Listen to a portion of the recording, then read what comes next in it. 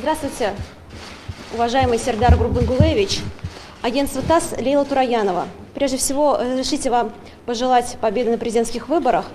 Расскажите, пожалуйста, о своих планах в области внешней политики в случае победы на выборах. Спасибо. Спасибо большое за ваш вопрос.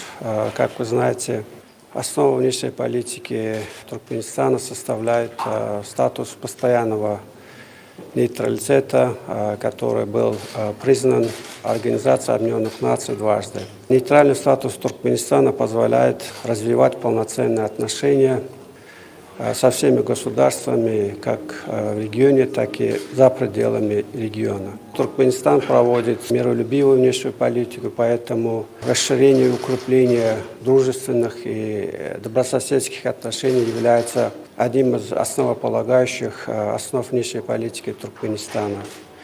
А также еще одним из основных направлений внешней политики Туркменистана является развитие и укрепление партнерства с международными организациями, прежде всего с Организацией Объединенных Наций. Также хочу отметить, что 11 февраля этого года на заседании Халк Маслихаты Милли Кеңеша Туркменистана была принята национальная программа социально-экономического развития Туркменистана на ближайшие 30 лет. И согласно этой национальной программе Туркменистан будет строить свою внешнюю политику на основе 5 направлений. Это обеспечение безопасности и стабильности, продвижение нейтрального статуса нашей страны на международной арене, диверсификация внешнеэкономических отношений, содействие стабильному развитию и, конечно, гуманизация международных отношений.